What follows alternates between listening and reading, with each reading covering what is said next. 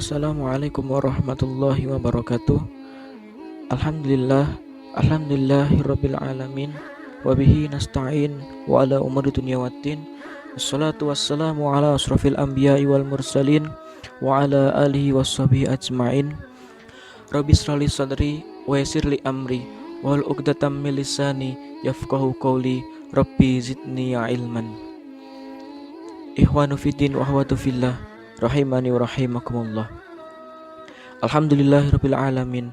Allah masih memberikan kepada kita kesempatan untuk bisa kembali dipertemukan dengan bulan suci Ramadan, bulan di mana ditutupnya pintu-pintu neraka dan dibuka lebarnya pintu surga.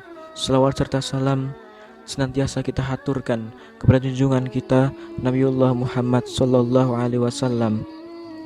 Jamaah yang dirahmati Allah Subhanahu wa taala, kehidupan di dunia ini tidaklah terlepas dari yang namanya kepemimpinan. Karena Allah telah menjelaskan bahwasannya setiap manusia itu akan dimintai pertanggungjawabannya atas apa yang dipimpinnya.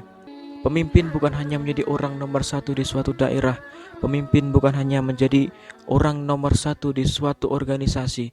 Pemimpin bukan hanya seorang yang menjadi orang nomor satu di sebuah pemerintahan, tetapi pemimpin yang sebenarnya adalah ia yang dapat memimpin dirinya sendiri dari hal-hal yang tidak disukai Allah Subhanahu wa taala, sehingga seorang pemimpin itu dapat menjadi sebuah orang Amirul Mukminin, pemimpin orang-orang mukmin setelah ia bisa memimpin dirinya sendiri.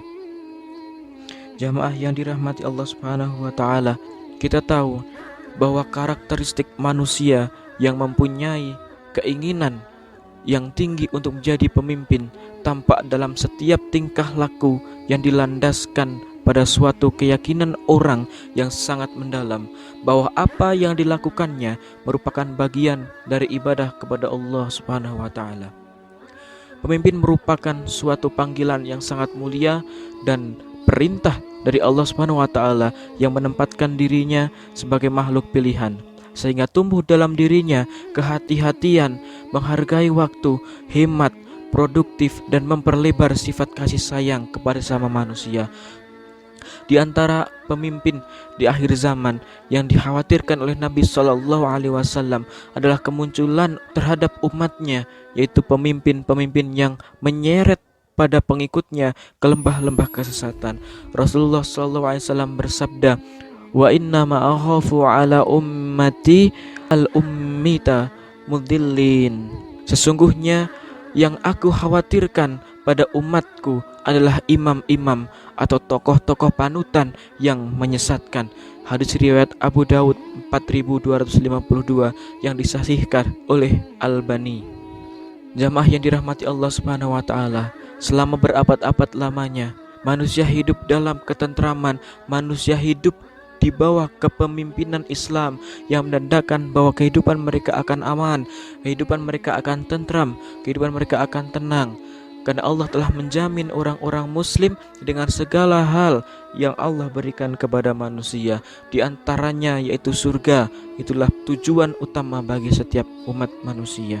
Jamaah yang dirahmati Allah, kita lihat di negara kita tercinta ini, di dunia ini banyak sekali hal-hal, fenomena-fenomena alam yang sangat mencengangkan, baik itu hal-hal yang kita tidak tahu dari mana sebab asalnya, entah itu dari manusia itu sendiri, entah itu dari Allah Subhanahu wa taala, tetapi memang benar semua itu dari Allah Subhanahu wa taala. Di balik Allah menurunkan suatu hal itu, manusia yang mengerjakan hal-hal yang tidak disukai Allah ataupun hal-hal yang disukai oleh Allah Subhanahu wa taala. Jamaah yang dirahmati Allah, suatu tempat, suatu negara, dan suatu kedudukan itu akan baik ketika seorang pemimpinnya itu baik. Dan suatu tempat, suatu negara, bahkan suatu dunia ini tidak akan menjadi baik dan akan terjadi kerusakan-kerusakan yang Allah berikan dikarenakan pemimpinnya yang dolim. Jamaah yang dirahmati Allah, kita dapat mencerminkan diri kita menjadi seorang pemimpin yang baik, Amirul Mukminin, seperti kepemimpinan Rasulullah Sallallahu Alaihi Wasallam. Beliaulah pemimpin dari pemimpin yang paling sempurna di sisi Allah Subhanahu Wa Taala. Selain Rasulullah, kita dapat mencontoh dari Amirul Mukminin Umar bin Khattab, Abu Bakar As-Siddiq, Utsman bin Affan, Ali bin Abi Thalib, tabi'in, tabi'at, dan orang-orang solih pada zamannya.